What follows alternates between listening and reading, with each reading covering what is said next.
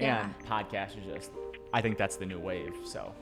And it's super fun. Oh, and I you get love to it. meet tons of cool I love people. it, and that's the one thing like COVID, gave me. It's like I never listened to a podcast ever before COVID, ever. And now it's like I can't live my life unless I listen to like 2-3 a day. Oh wow. Yeah. Do you have any favorites? Favorites? Like favorite shows or anything? Oh yeah, we can get into that too. But like Rich Dad Poor Dad is by far my favorite. The Brad Lee podcast I like. Wow. Bradley is awesome. Oh, yeah, he's incredible. The Jordan Belfort podcast I like. The Wolf's Den is good. Yeah. And I kind of got into Joe Rogan kind of late. I don't like Joe Rogan on podcasts. I like him more on YouTube. Yeah. I like kind of seeing like the visual with them, and it's crazy how long he goes with his podcast. 3 hours, and it's just uncut. 3 hours, and it's just I think he's the LeBron James of podcasting. Yeah, definitely. Yeah, and that's why we're doing video too. I mean, you said it yourself. You'd rather go on YouTube and watch him, even if it's a longer podcast. You can watch it longer when you're watching that emotion. He's so dramatic. Oh yeah, and the great thing is with him is he just has so much to talk about. Like anything. It's like he can literally talk about anything. He can go from aliens to talk about the government. And it's just like he has all this information like in his head, and it's crazy how much built up information he has. And one day I can only hope to be as good as him, and try to get that information, be able to talk about anything, because I think a lot of the stuff he talks about is very informative, and it might be a little conspiracy theory a little bit, but I'm also someone who, if it's a conspiracy theory, there's probably a little bit of truth in there. I agree. It might not be 100% true, but 10, 15, 20%, sure. And I think that's where all those things come from. Yeah. Anything our mind creates is out of experience. So like any conspiracy that someone comes up with, their mind truly believes because of the experiences they've had while they've been alive. And so it's not completely crazy to come up with something that other people would call a conspiracy, because there's enough truth inside of their own mind to believe it. No, I couldn't agree more. And, what he's able to do, and I think any podcaster, successful podcaster can do, is how with anybody they bring on the show, they can interact like they've known that person. A lot of these people, it's their first time meeting these people. Yeah. And it's like how they can be so personable. And, I think that takes time to develop. And that's something, I'm always going to continue to work on. And I think the thing with being an entrepreneur and just being successful in life is you never stop learning. I think you got to seek knowledge, and it never stops, because once you learn a little bit of something, you learn that you don't know that much about it. There's a lot to learn, and there's a lot to gain, in life and in experience. And, I think that's what being an entrepreneur is all about. I agree with you. Yeah, I love that you say that the more that you learn about something, the more that you realize how little you know. And I'm like, when I get to have conversations with people, they're like, "Wow, you know a lot." I'm like, "I really don't know that much. I know enough to know I know like nothing." And it's wild.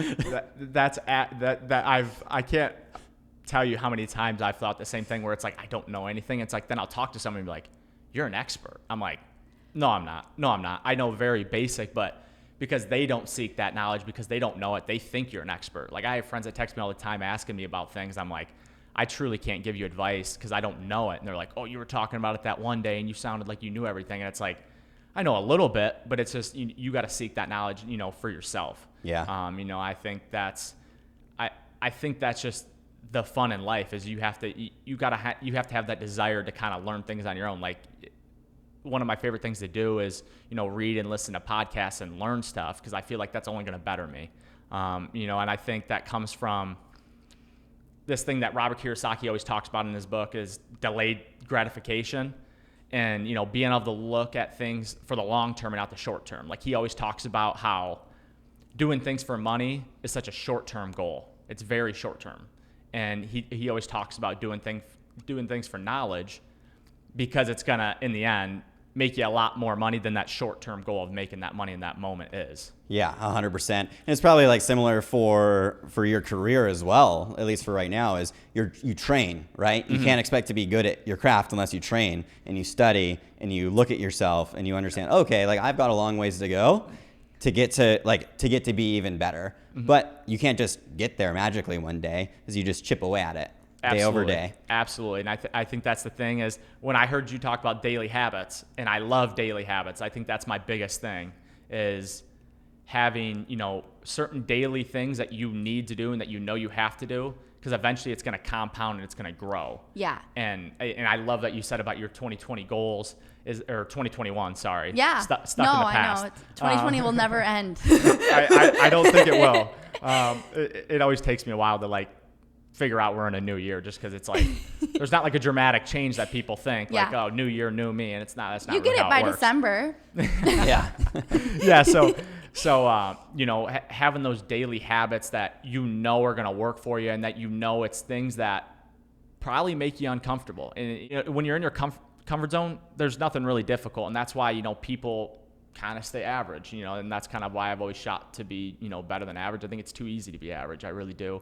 It's helping you grow. Yeah. Yeah. I think it's the idea of you have to consciously put yourself underneath tension, knowing that this thing's going to suck when I get started. It's difficult. Yeah. It sucks. But I know that one day, as long as I continue to practice it day over day as a good habit, it won't suck quite as much. Yeah. And it's going to suck in different ways because we outgrow different levels of pain.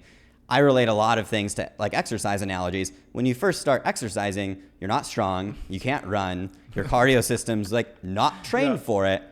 And so it sucks when you have to start that stuff. But the idea is do it for a month consistently. Cool, it gets easier. Do it for 6 months, it gets easier. After that 6 months, then you're oh, I'm starting to see some changes happen. This is cool, this is exciting. And then we push ourselves because we learn to enjoy the pain because we know through that pain, we're growing, and through growing, that's what satisfies a lot of us. Yeah. That's what satisfies all three of us. I know that. Yeah, no, for sure.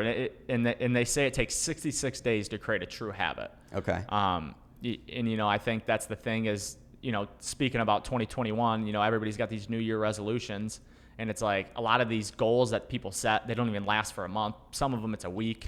But if you can just push, for those 66 days, and that whole year, that stuff does become easier. It becomes way easier, and then you learn, okay, well, this is your new standard. Now it's okay. Now I got to push for more, and then that becomes a new standard. And it's and then you look back after a year, 2 years, 5 years, and it's you see your old standard. You're wow, I can't believe I used to settle for that. Yeah. That was something that I'm always reminded of. If when I'm thinking about things that I want to be doing, but I'm kind of resisting them. The older that I've gotten, the more that I just realize it's more painful for me to not do that thing because then I just regret it. Or then I'm getting worse slowly if I'm not doing those daily habits. I'm dude, just do it. Have the discipline, have the courage, do the thing, and you won't regret it. Yeah. Yeah, and I kind of heard that if there's food that you don't want to eat, it's probably food that you need to eat. You know what I mean? That kind of idea. And I know maybe it was just my feed, but personally on a lot of my accounts except LinkedIn, a lot of people that I know are for 2021, I just want to be more forgiving of myself and I want to relax more, give myself more time to rest. And though I agree with that, I actually felt 2020 was a really good year for learning how to rest, and a lot of us were able to kind of figure out what it means to let go and to relax. And now that we've learned that, I understand bringing those habits into 2021. However, I'm not going to use that as a reason to slow down. I still want to advance and I want to excel and I want the best for everyone around me. Except a lot of my friends, something that's hard for me is that a lot of my friends are I'm just trying to take it easy this year, and they don't have jobs and they actively have given up on job searching, and they'd rather be sad about not having money than hustling hard for it. And it's making me, as I kind of grow more into an entrepreneur circle, I grow lonelier as well, because a lot of people that I actively enjoyed being around before, I can't relate with the same, and that's pretty tough. I think you stole that out of my head. I've been thinking the same thing, and it's hard. And I've even found kind of before I turned to this, it's always been hard to find people that, with lack of a better word, grind like I do. Yes. And I've always been someone who's always pushed myself for more. I've always said I've been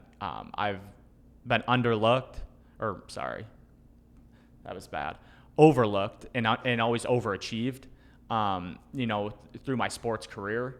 And I've kind of taken that now to the, this entrepreneur world, where it's like, my friends, they want to just have that safe, secure job. They want the check. They want to build a family, which is fine. Everybody's different. And, I think that's the great thing about this world is everybody can be different and there's room for everybody. Everybody should accept everybody. But, that's this, I want more than that. I can't go to work every day, working a 9-to-5 job and just be happy with that paycheck when I feel like there's so much more out there. There's so much more freedom. Like I don't want to work till I'm 65. I'll tell you right now, I do not want to work till I'm 65. And if I do work till I'm 65, it's going to be something I want to do, running a business, doing something, helping people out. Probably won't feel like work. Yeah. Exactly. It won't feel like work. I want to travel the world. I want to see, what else is out there. Cause I've been secluded to, just the United States, a little bit of Canada. I've been to Mexico once, and I haven't even seen all of the United States. I'd love to do that. I'd love to see, what is outside of the U.S., because, the United States, our news stations kind of paint pictures of the other countries kind of with a broad brush, and that's not really how it works, and I'd love to go see it, firsthand and see, how much beauty there is out there, and I think there's a lot out there. Yeah, I don't know if you've ever heard of the blue zones, but the blue zones are areas where people live longer, and they usually live past 100. Blue zones are most commonly actually in what we would call third world areas. And they're very crowded cities, and people are living with like 3 generations of family because they're living so long. And the studies show it's not about what you have, it's about who you're with and what you guys are doing together. And people literally live longer when they eat together and they farm, and maybe only 4 people in the house of 20 actually have a job, but there's so much going on. They're growing their own food, they're cooking their own meals every day that they don't even think about it. To them, they're living their best life. And we as Americans, we look at them and we go, oh, they're so behind, but really they're so much happier. Yeah, and in a way they're ahead. If they're living longer than they are in the United States, aren't they ahead? Living longer, they're happier, they're healthier. Sounds like a better deal. Yeah, I mean, it sounds like that's kind of what everybody wants to live forever, right? Like I can't, and there was the Zac Efron show that's on Netflix. They visited that little small, I can't think of it right now. Yeah, it's in Italy. Yeah, they went to a blue zone. Yeah, and it's like all those people, they eat opposite of what we do in America. Complete opposites. Like it's high carbs, moderate fat, like very low protein. Yeah. Which, being an athlete, they always talked about high protein, moderate fat, low carbs. Yeah.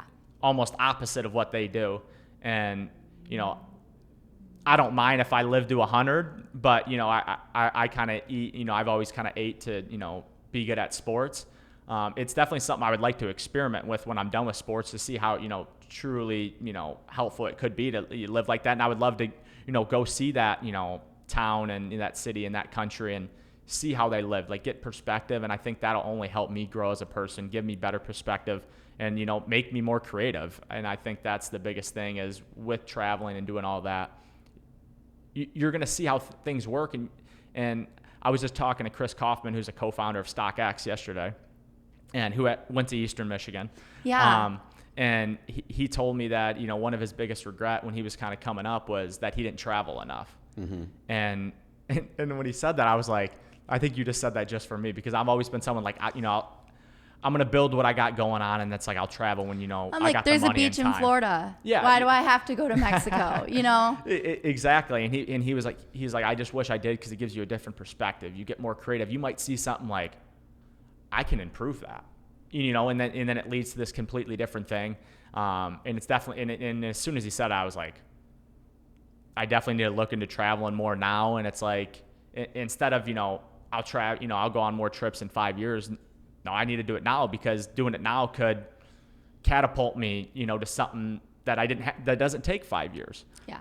Yeah, it totally can. Traveling is so good, especially outside of the United States, because you get to see how other people do things. I think we actually, on the last episode of Making Mammoth, we talked about traveling with Matthew and how Rolling. important it is to travel, because you get to connect thoughts and ideas that you would have never really known. You get to see how other people live life and how they do things, and you're like, oh, that's really cool. I want to bring back that. Yeah. I want to bring that back to my community. And when you bring that back to your community, they're like, wow, how'd you come up with this crazy idea? You're like, they've been doing it for like 50 years. Yeah. It's nothing new. I just made it more popular. Yeah. That's cool. You got to chat with Chris. I know Chris. Yeah, he's a good guy. Yeah, he's awesome, and I kind of just reached out to him through LinkedIn and was like, hey, will you sit down and talk to him? He was like, yeah, I'll sit down and talk to you. And I was like, all right. I took it and ran with it, and kind of just picked his brain for a little bit. Hopefully we can sit down and talk more. I think he could be a great resource, and he's someone that's gone up through the entrepreneur world and, kind of killed it. Yeah. So, Yeah. if I can be like him, I know I'm doing something right for sure. Yeah, definitely. He's pretty close with Dave Weber, right? Yeah. So I kind of grew up, my early professional career was at Rock Ventures, Okay. which is where StockX kind of started. Oh, so okay. yeah, I was starting my business inside of Quicken Loans when they were starting StockX. So we got to kind of grow up together. It was That's pretty awesome. fun times. That's yeah. awesome. Yeah. Growing up in the business world. So business is something I've had a problem with that word forever because I grew up in a medical world, and both my parents, they are, my dad's a prosthetic practitioner, and my mom, she's a dental hygienist. Her dad is a dentist. So my mom has a couple generations of like medical, being grown into medicine. And my dad, on the other hand, he just absolutely fell in love with it because he lost his leg. And through losing his leg, he said, I want to be like my practitioner. So naturally, he just kind of worked his way up and became one because at the time he didn't need college for it. I wanted to do that too. I'd explored a bunch of different medical jobs, and I wanted to be like my dad. He has the best relationships I've ever seen out of any person in the medical field that I've ever shadowed, and I wanted that for myself. Again, never questioned why I wanted medicine. I felt like that was something that was just a no-brainer for me. I had to go into medicine, which isn't true. That's just how I felt, and I wanted to be like my dad. So yeah, fast forward, I'm in college. Everyone who's studying business, I'm like, what are they doing? Like, why would you ever study business? That's what I thought. It made no sense to me. I'm like, you need to study how to manipulate people. Like, go get a communications degree for business. Or even me, I was studying psychology, and I thought there's so much psych that you could probably apply to business. I couldn't understand why people would get business degrees. Now I understand it a little bit more. It makes a lot of sense because they probably teach you that. Psychology, communications, finances and numbers. I can see how all of that would apply. But I guess the point I'm getting at is that like I always had this tainted version of the business world in my head, and now that I'm actually immersing myself in it and experiencing it, it's actually a really beautiful and like powerful culture to be around. And that's, you're talking about growing up in the Rock Ventures family kind, and I'm thinking, growing up in a business world, and that's actually pretty fun, I bet. It is fun if you grow up in the right environment. I think it's kind of like with your families as well. If you have parents who don't really care about you, and they don't invest into you, and if they don't set structure and ground rules like, hey, here's how you treat people, here's how you do things, you can easily get tainted and act as a negative force in the business world. You can really push people away. You can just you're training people. That's and right, you're 'cause training people how to act. So you got a lot of culture training at Quicken. yeah, at Quicken Loans, I don't know how much you know about Quicken Loans culture, but they have something called the isms. And back in the day, it was 19 things about like who they are. And so it's not like rules, but it's like, hey, this is who we are. We do the right thing. We take the roast out of the oven. There's all these kind of like little things that they share. You would love it. They have like an isms day, which is like a full day event. And they would probably let you go to it. And like I love that stuff. And I'll get us all in there. We're all in. Yeah, we're like, we don't work for you, but Let's do it. Let's do it. But it's really just identifying like, hey, this is who we are. This is how we treat people. This is how we treat each other as team members. This is how we treat our clients. This is why it matters. Here's examples of what we don't do. Here's why we don't do it that way. And here's examples of what we do and why we do it that way. So if you grow up in a bad business culture, you just think, well, they're just out to get money and they're treating people horribly and people are stepping on people's toes. And like, that's not what we want. That's not a good culture. But if you have a good positive culture, you're investing into something that you all believe in and that you all believe deeply. This should exist. We know it should exist. And we're all contributing to make it move forward. And that's something that's special. And I think when we started working together, you just had a very pessimistic attitude on the corporates. And sales. And sales. He hired me to do sales. Sales gets abused in the rough. business world. And yeah, there are bad salesmen, but not every salesman is bad. Yeah. You know, and I think it just kind of gets trampled on. And what you were saying about the culture, I was reading in my book the other day, they said if you invested in the companies that have the best culture, you would outperform the stock market every year. If you just picked the companies that had the best culture, you would outperform the stock market every year. Yeah. It's incredible to think about. In culture, and to build a successful company, you have to have great culture. The people that work for you have to be able to, they have to want to bend over backwards for you, because at the end of the day, you're only as good as your weakest employee. You know, so getting everybody to move in the same direction, and Quicken Loans is kind of taking off. So they're doing something right over there for sure. Yeah. I feel like when we were forming this video business too, it was very broad video, but Bill, he has like a whole beginning and outline and like huge culture book that you've been writing for a couple years. You're like, I know I'm going to have a pretty big business one day. I know the kind of people I want to work in it. And you trust that the vision will kind of unfold itself as long as it has the right people. Yeah, you have to have the right people. And like my goal, like I've already started lots of companies. And I'm going to start and buy even more companies, and because I love it. And the idea is like, okay, like, yeah, the company needs to be solving a real problem. It needs to be contributing to a better society, but it's the people that make the company 100%, fundamentally. 100%. And so how is it that I get the right team of people, and then we can build whatever we want. We can build any company and we can make it be a profitable, healthy business. But if you don't have people who care, if you have people who are only showing up for a paycheck, probably not going to work out so hot. And that might be the average person too. And so it's trying to find the rare person like you who's like, I'm not okay with just a paycheck. Yeah. And I think that's the thing is everybody kind of gets, grows up on, and I'm taking this from Rich Dad, Poor Dad. You go to school, get a good education, get a good job, you're all set. You invest your money and the government will take care of you in retirement. And that's just not a real thing. That's not in, maybe it was for back in the day, but, things are definitely going to change when, our age kids are going to retire, the kids we've grown up with that, have went and got, the corporate job and all this. And it's, they're going to, unless they learn, their eyes are going to be wide open when retirement happens. They don't have as much money as they thought. I'd love to hear about this book that you're writing, though. That's awesome. I'd love to hear about it. I've got a couple of them in the hopper, so that I'm just like slowly chipping away at. I see everything as like, I don't know if you've ever done CrossFit, but I did CrossFit for a while, and there's different types of workouts. One of them is called a chipper, and it's like basically you have to do this amount of work, and you just chip away at it. And it sucks and it's grueling, but you know that you have a finish line and you're kind of chipping away at it. So for my books they're definitely not my they're not my priority right now, but it's something that I know that like I need to do. Yeah. And so that's why I write every day anyways. And I try to document and capture all of my thoughts and emotions. It's just a way for me to process, because I'm learning how to deal with my mind and how, okay, this is how I think. This is how I feel about this thing. And so how can I teach people through my experience? So I have 2 books. One of them is called Engineering Excellence, and that's the idea of, well, how is it that you build high-performing teams that are happy and healthy and that actually just operate on their own? So I look at it, how do you build momentum as a business? Brianna doesn't like this word, but sometimes I look at things as like a machine. Businesses are a machine to an extent. I don't want to say it's a machine because that kind of takes the human part out of it. Yeah. But the idea is, how is it that you design a business that operates on its own?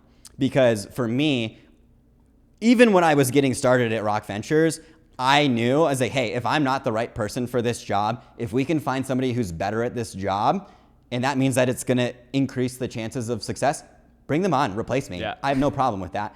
I still worked my ass off. Yeah. But I've always been of that position because I know enough to know I don't know that much. And I'm going to help as much as I can. But if I can get somebody else whose strength zone is like product design or whatever the thing is, I want them to be able to do that. And so I'm always trying to work myself out of a job. Not because I'm lazy, but because I know that my strength zone is vision and strategy and rallying people around the same goal. And so that's just super fun to me. So that's book number 1. Book number 2 is based on something that I think we all struggle with, is like self-confidence and self-worth. Couldn't agree more. Couldn't agree more. Yeah, and it's rough. And if we can't actually value ourselves on our own without external validation, I don't know how happy we're going to be genuinely in life. And so the second book, which I think is the most important one for me, is called I'd Rather Be Me.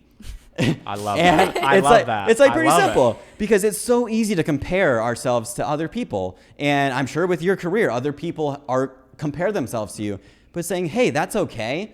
Like we all have our individual paths and like everything still work. People might look at you from the outside and realize, oh, he's got it so good, but they don't see, well, he's trained probably his whole life for that. He eats well, he trains, he reads, he fuels his mind. It's not just your physical ability to play sports, it's your mindset.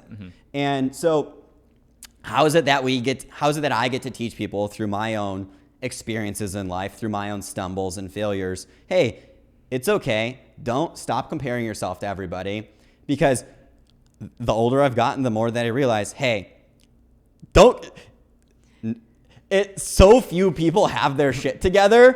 Stop comparing yourself to them. Unbelievable. Because you're just blindly doing it. You're like, oh, they've got it so good. You're like, you have no idea. No idea. Yeah. No, and like I'm used to people who like, and maybe it's because I'm a girl, and I hate to say that, but if I slightly have any insecurity, I'm used to people who are like, oh no, you're great, you're this, you're that, and I get flooded with compliments that make me feel better. It's an ego thing, right? Yeah.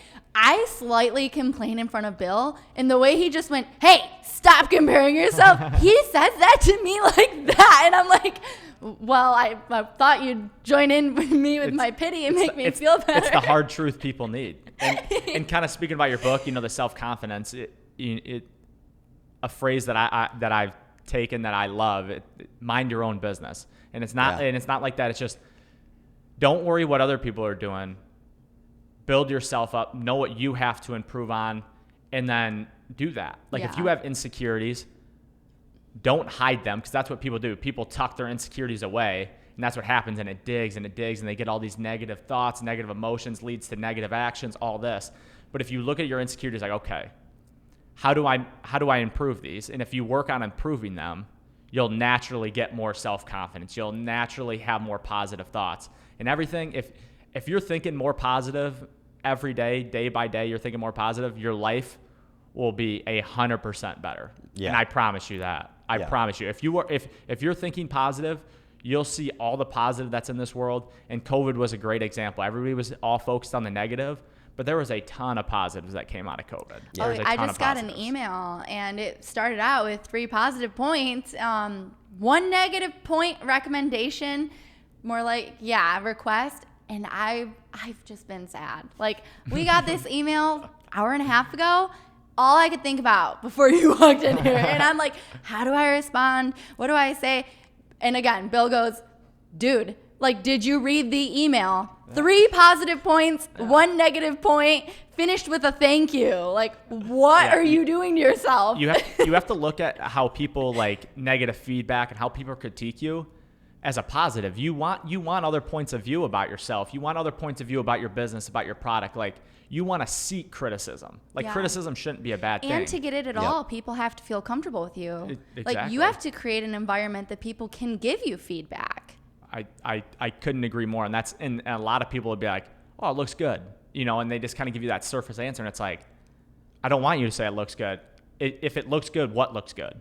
What was your favorite part? If something's bad, point it out. Tell me, did I sound bad when I was saying it? Is something messed up about this product or service? Like, tell me, because at the end of the day, the negative criticism, the negative feedback that's going to lead to more change than a positive feedback. Oh yeah. And So- when I think it's so different too when you ask for it though. Like one of our clients, I told you he wanted to go over the proposal we sent, and because he asked for permission, can I give you feedback? The feedback was just exciting. Oh my gosh, yes, please. It's not criticizing at that point. Now it's like, please tell us how we can improve. Yeah. And that's exciting before it is, upsetting. But I think when it's an unexpected request of, hey, this thing, please do or don't do it, then you feel like you're getting demanded at, or I don't know. It's different when you're not asked for permission. But I have to learn how to embrace it all. I can't just embrace the pieces of feedback that I give permission to. And I think that's the hardest thing is people. And kind of growing up in the social media age that we did, it's like everybody wants to be liked by everybody, and it's just, and I used to do it too, and I think everybody at some point used to do it. Everybody wants to be liked by everybody. No one wants to be hated. No. Yeah. We're humans at the end of the day. Yeah, we want to be human. liked. You know what I'm saying? Like it's not. Maybe some people thrive on being hated. That's good for them. Yeah. But I think social media brought us into this age that we have to do everything so everybody else likes us instead of doing the things that we like that's going to benefit us, because at the end of the day, we got to live with ourselves. Yeah. So why not do the things you like, that you enjoy, that are going to build you up? And that's what COVID did for me. It made me look at myself like, listen, I don't like where my life is going, so how can I change it to get from A to B and improve my life and go where I want to go and do the things I want to do. Yeah, and I want to get into that a little bit more too, because COVID did the same thing for me. I was those people who just go through the motions. And again, I'm in grad school getting my master's, but I'd never asked myself really why. Yeah. And the reason why ended up being I just want extremely deep relationships with people, and I want to work for a team who I love. And that's my dad's team, and that's my dad's patients. But really, that's my dad's journey. And I wanted my dad's journey. I just wanted my dad's journey so bad for myself that I was about to do everything I could to have it. And I'm like, what does it look like for the next couple years just to try to form my own journey and do my thing, trust myself without any guidance from like anyone about what I should or shouldn't do. And so I didn't have too much of a plan, but I just knew I couldn't stay in school anymore because it was online, and I hated it, and I wasn't liking it before it went online anyways. So why go $40,000 more into debt just because I was already starting it? I couldn't agree more. And it's just, I think going to school is kind of the old age, and I think, and there are things you definitely need to go to school for, 100%. And I think going to school, even for business, I don't think going to school for business is that, crucial. But, you still learn some skills. You get more social skills. You build more relationships. You grow up in college. You grow up. You learn to not hopefully. Hopefully. Some people never figure it out. No. But hopefully you grow up. You're not with your parents. Babying you, and some people, and I think that's the downfall of a lot of people. They're not around their parents, so I can party. I can eat what I want. I don't have to be clean. I don't have to do all these things that their parents made them. And I've seen that firsthand. I've seen kids that their parents helicoptered them, and as soon as they went to college, it was bad. Didn't go to class, got bad grades, didn't clean, did nothing. But I've also seen kids like where my parents I was more independent with my parents, ever since, because I have, 3 older brothers that are all way older than me. So me being the youngest, I got to do a lot of different things. I got to be more independent kind of in high school growing up. And then when I went to college, it was the same thing. I went to school, 30 minutes from my hometown, but it's still, your parents still aren't there every day. So it still kind of felt like I was farther away than just 30 minutes. But, you do grow up in college. And I think that's a big thing. Yeah. And I think what really can show true character too in college is what happens when you turn 21. People can go 2 different ways, and I'm not saying this is like a guaranteed, but I've watched some people be like, I'm 21 now, I just don't even care to drink anymore, and they like totally relax and they chill out, But then there's people who turn 21, and if anything, it's like cool, they've been given access, and they just go nuts with that ability to buy as much alcohol as they want or buy whatever they want and do whatever they want, and it kind of continues to manifest that independence that they get now that they're away from home. And it's wild how some people can can take that responsibility of like, now I can buy alcohol and do damage or good with it. Yeah. Yeah, a lot of it comes down to the discipline that you have. Is you have to have discipline. And if your parents, I don't know if coddle's the right word, but if your parents like just try to protect you your entire life and they don't let you go and like burn your hand or stub your toe or experience life, then you graduate high school and you're like, cool, I'm an adult. And I mean, when I was 18, I was like, cool, I'm an adult, but I was a dummy. I had no idea what I was doing, and that was super dangerous, and I got into a lot of trouble. And that's what happens with a lot of people, because their parents, out of a source of caring for them, don't let them actually go and learn by doing things.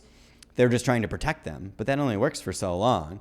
Yeah, I agree, and I think every parent wants their kids to have a great life. They want them to be successful, but sometimes when you're watching over them all the time, telling them what they can and can't do, it's almost worse. Like you almost want your kid to learn some experiences while they're still in the house. Yeah. Than learning all these experience when they're hours and hours away at college where you might not know, you can't help them. There's some things that, kids need to learn. And I think what our generation will do when we start having kids, they will let their kids make mistakes. And I think they have to. If I ever have kids, I want my kids to make mistakes. I want them to, and I'm gonna make sure they make mistakes. So I'm gonna put them in positions to make mistakes, because failure is the best teacher. Yeah, and my sister, when I was 18, she was 16. We went to a cousin's graduation party, and she was 16, sneaking alcohol, drank way too much, was puking that night. The next morning, my aunts were yelling at my mom, "Aren't you gonna punish her? Aren't you gonna yell at her?" My mom's like, "Dude, she's so hungover. She's been puking all morning. She has the worst headache. The best thing I can do is swerve the car while we're driving home."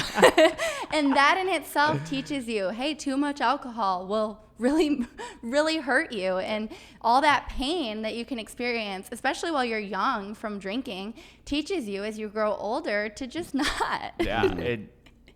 When you wake up with a hangover like that, you're like, wow, that wasn't worth it. Yeah. And that, like I said, failure is the best teacher, and it's sometimes you got to learn lessons the hard way. Yeah. And, and I'm thankful for every lesson I've learned, because it's, they make you stronger, and you're going to use that experience later on in life, and you're going to, prevent something bad from happening because of that experience. Yeah. And I think that's a big thing. Yeah, I like that you said that. It's a good lead in to talk about like your changes that you made over 2020 is like, you can look at things like, well, this thing sucks and I'm just going to pout about it for a while. Or you can say, well, this sucks, but I'm glad that I learned this lesson right now instead of tomorrow or next week or next year. And that's how I kind of feel about 2020 is like, hey, like I had 2 events-based businesses, and as we all know, events aren't really a thing anymore. It's been almost a year, and we had to start a whole new business for it. And I was like, well, like I'm only 30. I don't have a family. I don't have all of this stuff. So I'd much rather have a business that I built up, like go to $0 in revenue now versus when the stakes are higher for me. So I chose to be grateful for that. I chose to be grateful. Like, hey, like, yes, emotionally, it's very painful. It's very hard, but I know that it's going to make me stronger. I know that I've learned a lot through the experience. And it sounds like you've learned a lot through your 2020 experience, and you've changed up some things. You identified, you're like, you know what? This stuff really kind of drains me of energy, or doesn't fulfill me. So like, let's talk about that stuff. Yeah. First, let's talk about who you were, and then I want to talk about who you are. Yeah, there you go. So who I was, well, I'm still currently playing professional baseball in the Miami Marlins organization. Graduated from Eastern Michigan with a business management degree just recently. But who I was definitely I was like that jock guy. I love sports. I love training. I love watching sports. Watched way too much TV. Wasn't reading. Wasn't seeking knowledge. And one day I can remember it vividly. I was sitting on a chair and I was just kind of thinking about where my life was kind of going, and it was an average life. Like that's what I projected. Like I was looking like years and years ahead, and it was an average life, and I'm like, I just can't let that happen. I can't. Like I could not do it. I could not, sleep at night knowing that there's so much more out there. So I completely changed what I was doing. I started reading books daily. I mean, I read hours and hours a day books. If I want to learn something, I'm online researching it. I'm always seeking knowledge. I'm learning how to, to invest my money, because I think, if your money's not working for you, then you're losing out. Yeah. If you have your money sitting in a bank account, you're losing money. Yeah. You might as well go spend it if it's just sitting in a bank account. And that's what COVID, really taught me. It showed you that if your money's not working for you, if you don't know what's going on in the world, if you aren't knowledgeable, you get left behind. Yeah. And that's what it is. And then you're stuck to working for somebody else. And I posted this on LinkedIn a couple weeks ago, and it was, why would you build someone else's dream when you could build your own dream? Yeah. And it's just, I would rather go to sleep at night, even if I'm not making a ton of money at the moment, that I'm building my own dream, or, my brothers and I's dream, than building someone else's dream. And it's like, I'm looking at this paycheck like, that's it, for all the work I'm doing. It's like, I'd rather maybe not get a paycheck for a while, but it's like, when I start getting a paycheck, it's going to be like, oh, that was worth it. So I changed my life for the better. And I can kind of see my world changing, because, 10 months ago, there's no way I'd be doing this. There's no way I would be. I don't think I'd be comfortable doing it, honestly. Yeah. And it's how my perspective changed. And, I got really into podcasting, because it's just how you seek knowledge, and there's so many knowledgeable people out there. Yeah. It's like, why would you not want to learn from them? They're giving you the answers to the test, almost what they did, what they wish they could redo. And it's all, it's the answers to the tests are out there. You just got to go get it. Yeah. So how old are you? I'm 23. Just turned 23 in December. I'm 23 too. Okay. And I told my mom, I've 5 years over 18, right? So I've technically been a woman for 5 years. Yeah. I have not felt like a woman until this year. Yeah. And that's because, up until this year, I really wanted everyone else's advice and opinions. And I always read books. I always studied what it, meant to have healthy, positive, good mindsets. And I always tried to be healthy and eat healthy and work out. But like I said, now I feel like I'm doing everything kind of for me. And it's not in a selfish way, but in a fulfilling way of, how can you be full if you're not full of yourself?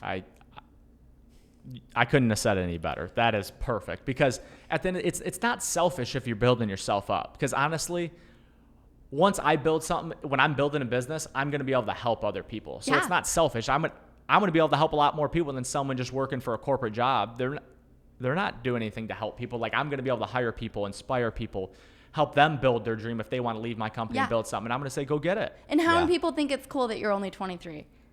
I mean, you're learning a lot now. Are you having those conversations on LinkedIn? And or Chris Kaufman, he's excited and probably eager to give you advice, because you're not just another guy his age trying to act like they know what they're doing. Exactly. And I think at the end of the day you think you know everything, you don't know anything. Because, and it's like what I said earlier, it's like you learn a little bit about something, you realize you don't know anything at all. And, I think that's something that I'm always going to be seeking knowledge. And if I don't know how to do something, I'm going to find someone that knows how to do it. And I think that's the best part. And I think my best talent, honestly, is being able to build a team.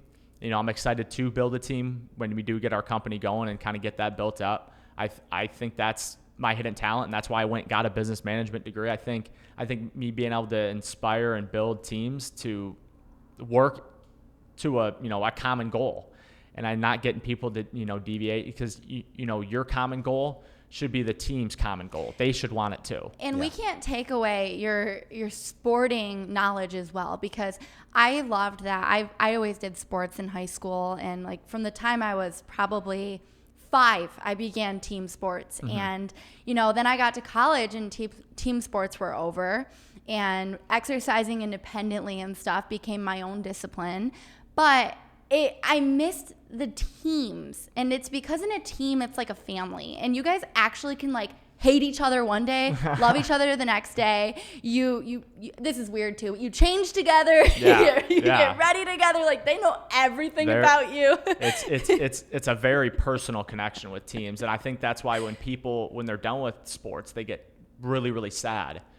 Whereas for me, Whenever sports is done, I'm going to use my competitive nature in building that team environment. And it's like, sports never have to go away, honestly, because the best thing about sports is the relationships. You'll ask anybody, it's all the relationships. Like when people retire from the sports, it's, I miss the locker room. I miss the locker room. I miss the locker room. Yeah.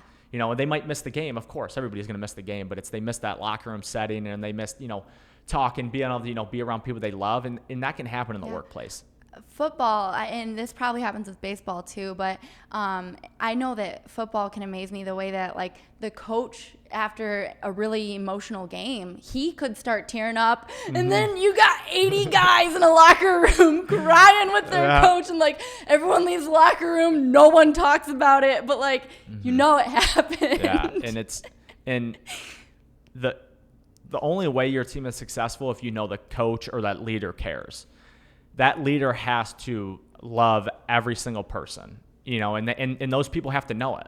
And I think that's where people fall short. There's great coaches out there. There's great leaders out there that are truly great, but their team might not know they care, even though they may care, but you have to tell them that you care. Like some people don't know. Like, I'm someone who can see by someone's actions if they care about me or not. But there's also people that need to hear it. They need to hear it verbally and not just through people's actions, because some people don't know that, or they don't get connected that way. Or they could have, especially as an athlete, they could have had parents or coaches who only cared when they did well. That's really hard when you only get feedback when you've done something right, but when you've done something wrong, it's like you're now the most disgusting kid and they can't believe you and you're an embarrassment. That's tough. That's a Bradley knowledge bomb right there. That's a Bradley knowledge bomb for sure. Dropping bombs right there. That is so true. And I think kind of going back to the insecurities, that's where a lot of insecurities come from. And for me, with sports, I put a lot of pressure on myself growing up, and and I still relatively do. I think things will change now because I haven't played a baseball game since I've learned all this stuff. You're gonna do it with your business. Yeah, exactly. But it's like you. Everybody wants to please their parents, to play good. Everybody wants to hear you did great, you're the best. Everybody wants to hear that, but no one wants to hear you sucked, you played bad, and it's like that can do a lot of damage to kids when they're young, before they kind of develop. And I think that's where a lot of insecurities come from. And then people just don't have the resources or the knowledge to know how to kind of get out of those insecurities. And I think that's with sports, there's a lot of mental, health issues because of that. Everybody, when they play good, they hear how great they are. And then when they play bad, they hear how bad they are. And it's a lot harder to hear bad stuff than good stuff. Like everybody wants to hear good stuff. It feels good for a little bit, but that hurt lasts a little bit longer. Yeah, it totally does. I'm real good at people telling me positive things that I've done. I'm like, oh yeah, whatever. And then when it's like that, something like negative or constructive criticism, I feel it on a much deeper level. Yeah, you don't even take the compliment. Yeah. I don't even think you register it. It's pretty good. rough for me. Yeah. And so I that's something that I'm learning to accept a compliment and learning how to understand, okay, slow down, be grateful for that compliment, understand you did a good job. Yeah. Slow down, look at what you've accomplished, say, good job, bud. Yeah. Keep going, Yeah. because that's fuel for the next time that something doesn't go your way or that you drop the ball on something. You say, you know what? I'm not a failure. I don't suck. I just am learning. Yeah. And this time, I had to learn more than what I wanted. Yeah, for sure. Yep, and it can get pretty unhealthy. And this is, I don't know how much you experience this with sports, but I know for me, growing up competitive, a lot of comparing myself to other people, other teams was a huge thing. And so even now in business, I will compare myself to people who are doing things similar than us. And I'm like, but we're doing way better than them. So we do something wrong, right? And instead of acknowledging, oh, we could improve, my instinct response is like, but we're better than the average. And I was like, that's not right. Like, I have to compare us to us and my own things that I do well and wrong. Yeah, I always try to compare myself to the potential that I know that I have, and it sounds like you're doing that as well, and you're doing that as well. On it. Yeah, you're working on it, right? And so in 2020, you realize, you know what? If I keep doing what I'm doing, I'm going to be mediocre. I have more in me. I'm capable of more, and I have the discipline and courage to acknowledge I'm not doing the stuff that I need to be doing to live the life that I want. And you're like, great, I need to make a change. Boom, I'm making a change. It's not like, I don't know if you procrastinated on your decision of like, oh, I identified that I need to change, but I'll change tomorrow. I'll change next week when it's maybe more convenient. No, it happened the next day. My book collection went from 0 to 50 in like 3 weeks. Yeah, I can't even read the books faster than I'm ordering them. And it's like I had to slow myself down, because it's like I would order like 5 books, and then I would see all the other books I wanted to read, and then I would order, and it's like, if you came to my house, you'll see I have this stack of books of like books I want to read. I have the books that I've already read like on my shelf, but then there's all this whole stack of books I want to read. It's like, but I kind of like it because it motivates me to read more, and it's because I want to get through all those books, because once I get through all those books, I'm going to order more and start rereading those ones, because the more you reread something, the more you take away from it. I've thought of starting a LinkedIn book club. I'll join that. Okay. I'll join that. I have people that will join that too, because me and my brother's like friend group, we've talked about doing a book club. We have. So let me know. Yeah, I just thought it'd be so fun. Bill keeps giving me great books. And then Bill will give me a great book that he wants to read. He'll be like, hey, you should read this, because he's already reading some other book. He'll have like 10 books in his own list. And so then anything over, he's like, you should read this.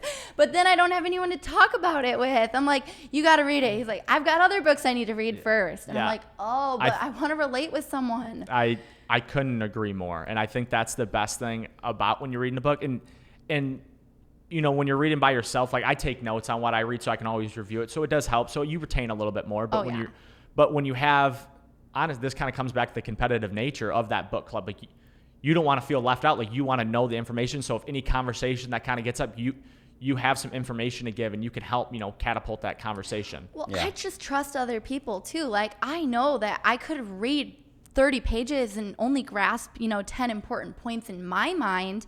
But then I want to talk about those 30 pages because you could have grasped 10 totally different important points. 100%. And when we talk about it, my brain learns more because my brain goes, how did you not grasp that? And then I remember even more because of the conversation.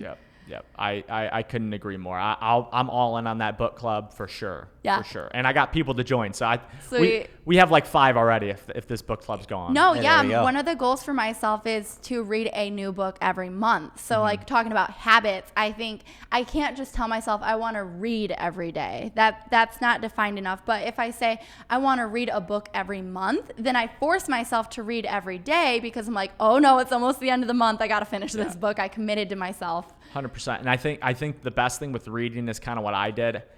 My personality is kind of I throw myself into the situation and sink or swim. And that's it. And I think that's helped me. I definitely have that type of personality. And that's kind of what's pushed me through sports is that, training, it's like drinking coffee in the morning. It's like, I have to do it. I have to do it. It's not like, oh, I have to train today. It's I'm going to train and then I'm going to start my day.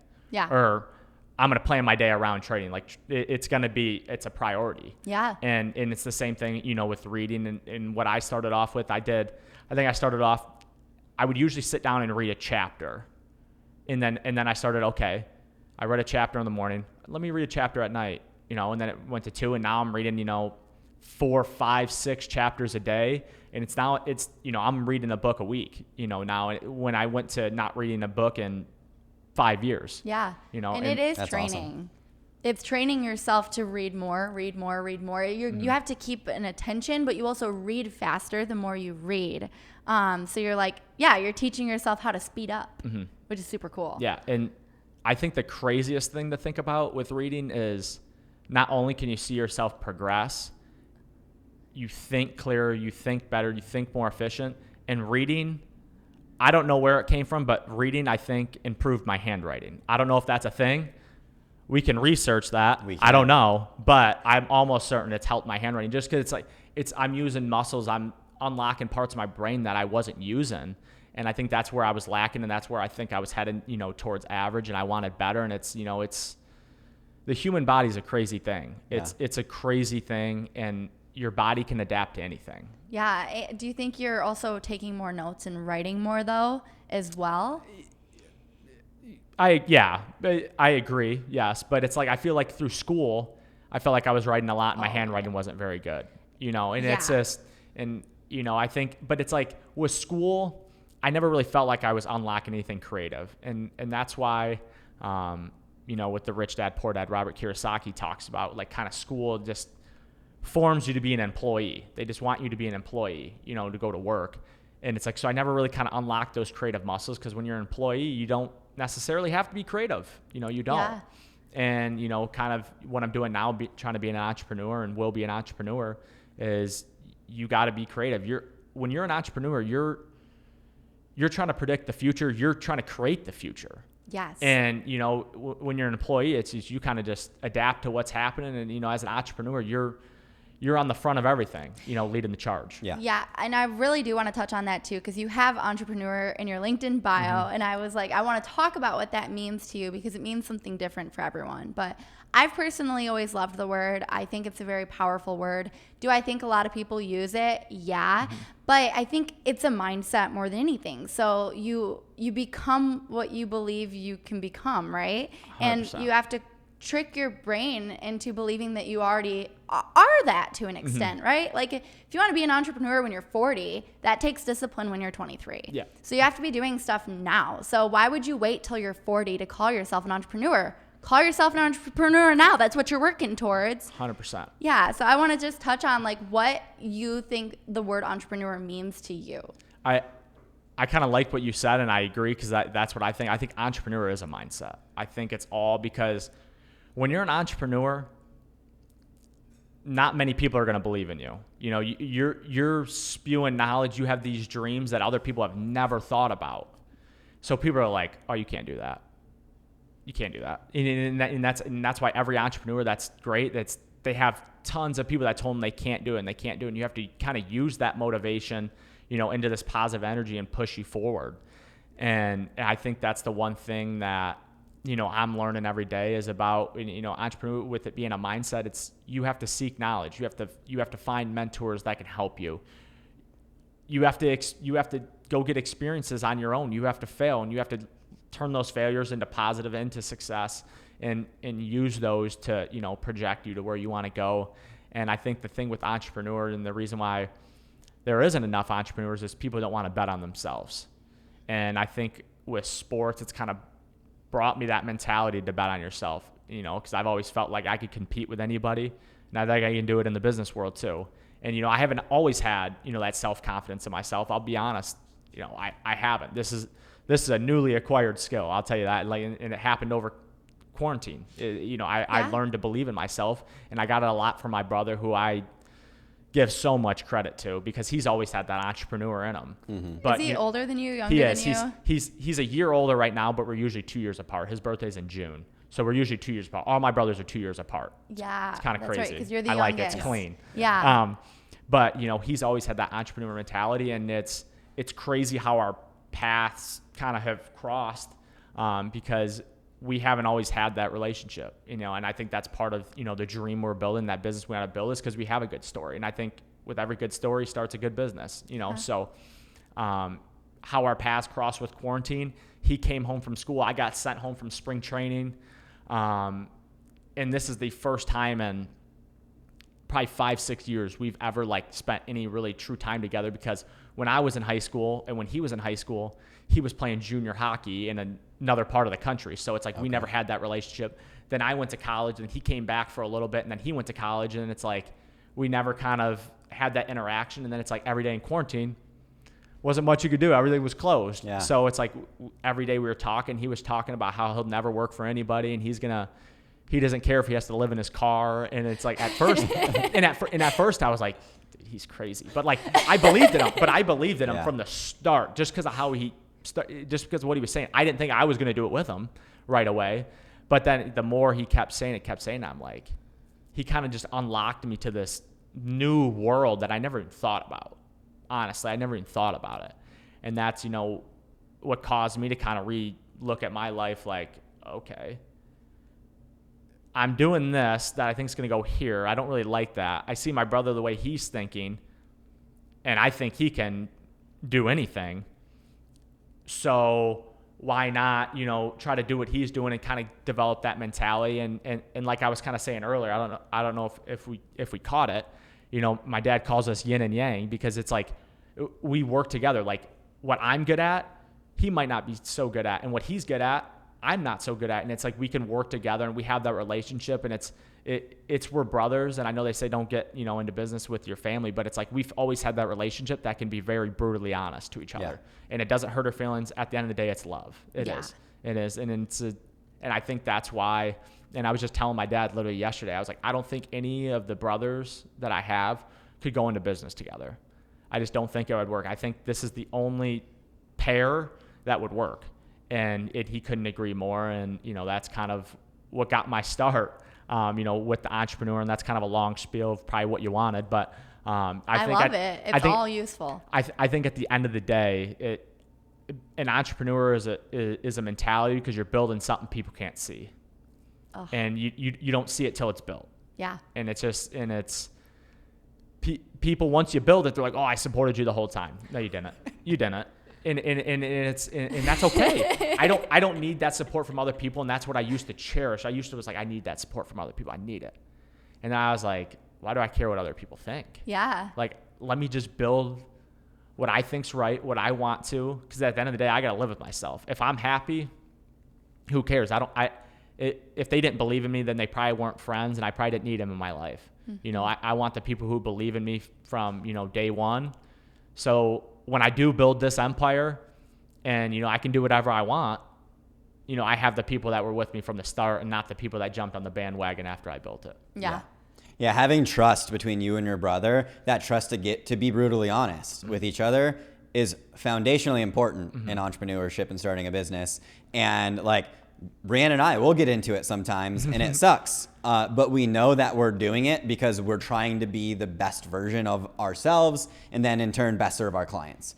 But you can't ignore those hard to have conversations. And so it's awesome that you and your brother trust each other enough to say, you know what, we're not going to hate each other. We might be a little heated with each other sometimes, but it's part of the process. And that's always going to happen. Yeah. The idea is it just happens less frequently because you attend to it, just like in any good relationship that's healthy and sustainable, is you can't hide things. You can't bury things, because they're going to come out. And do you want to blow up, or do you want to have a little bit of a heated conversation and just face that right now? Yeah, I mean, you got to say how you feel. Yep. And if you never want to cross the line.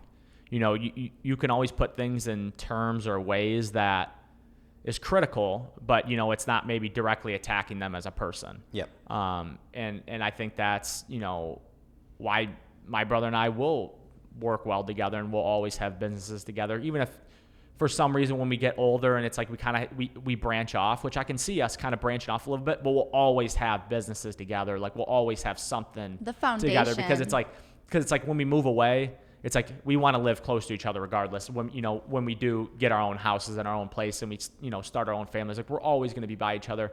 And I think kind of growing up, especially in like my family, I don't know how you guys were, but like I didn't have much family outside of my brothers and parents. I didn't have grandparents, uncles, aunts, cousins, nothing. It was just us six. That's it.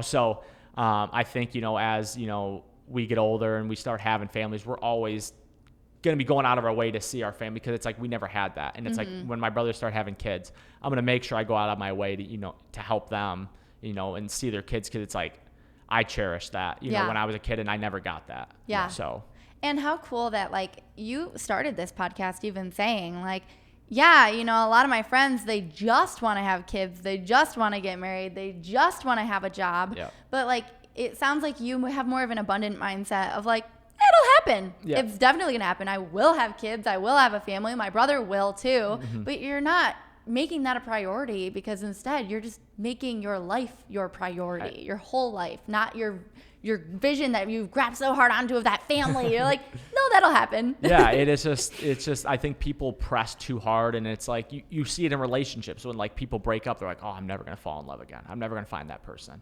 It's not true. It's not true. There's someone for everybody, and each experience you have, every relationship you have, teaches you things you didn't know. So in the next relationship, you can be a little bit better, and you learn things, and you take those experiences, and that in the end of the day, is going to help you find that one person that does complete you, that you want to start a family with. And so, I'm not seeking every day for, my wife and, to have a kids, because I know at some point that probably will happen. And, I would rather build, my business up, so when that does happen, if, my kid has a sporting event, I can go. I don't have to go say to my boss, hey, can I leave, 45 minutes early? It's my company. So yeah, I can leave whenever I want. If I want to disappear for a month, I can, and that's what I want to build. And, I think family is very important to me.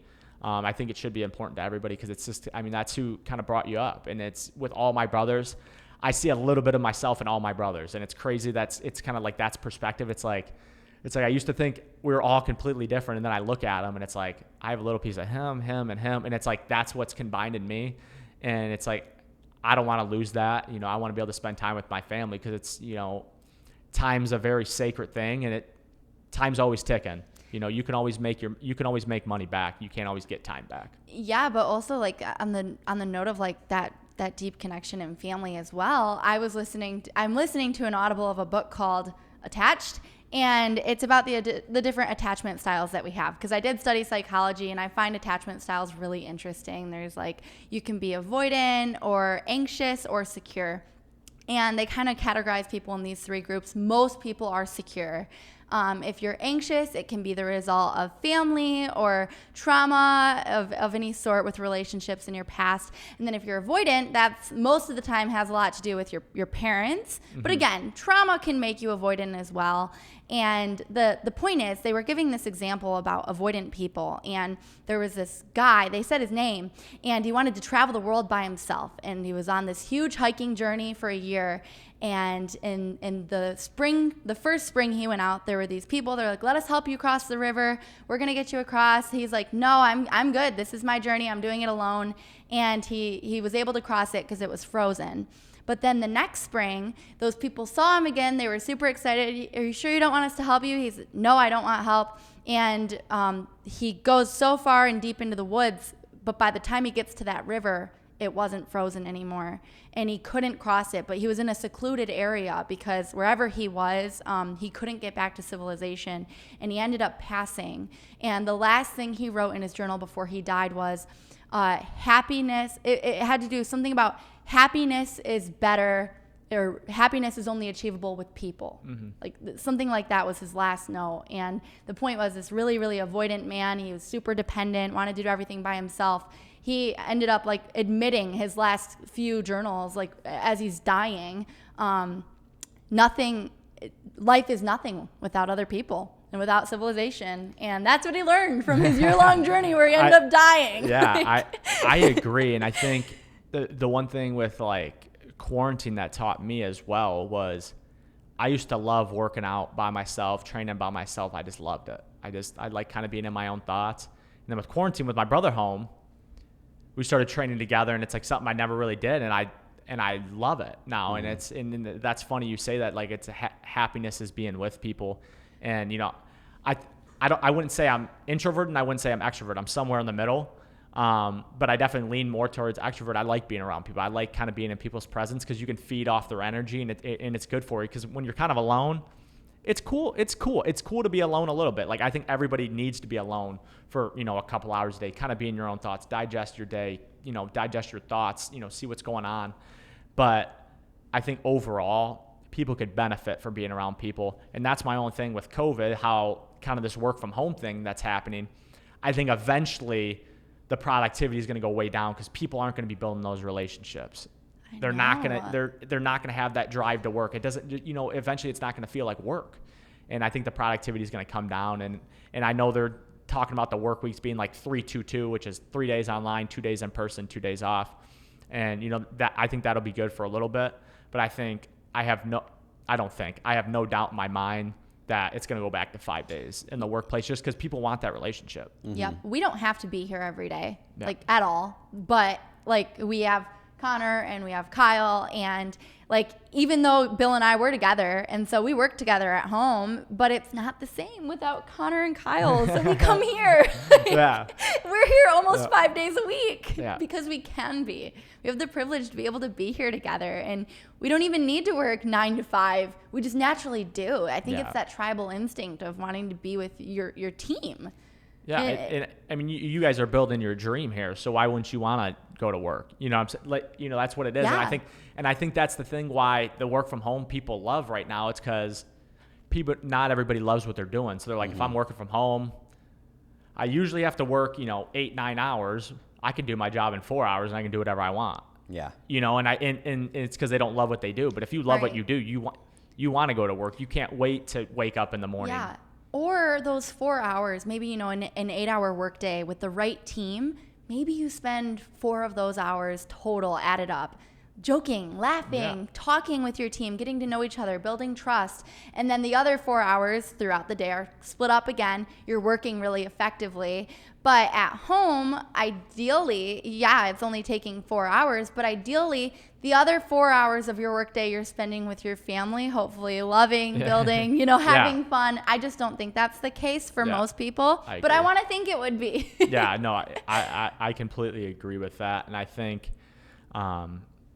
as far as what you said about spending 4 hours kind of building relationships, building that trust, and I wouldn't even say that's a lack of productivity. From a company might think that is, but it's really not, because if you're building that trust, you're building that relationship, your productivity is going to double at least, if not, triple. So it's like in those 4 hours, you're going to get way more done when it's like you love the people you're working with. When you're dependent upon something, you're going to work hard because if you don't meet this deadline or you reach this objective, you're letting him down. Yeah. And it's like and when you let him down, you're letting his family down. And it's like it kind of snowballs. Yeah. And I think that's why building relationships is everything. Yeah, and how workplace. much time do you save when your team is actually communicating appropriately and effectively, so that it's not like I write this thing, you write that thing, we compare, and then we separate, we go fix it. No, like, what if we're writing it together, we're having the conversation together? That's saving time from each of us, which gives us more time to do the other things that we have to do. I agree, and I hope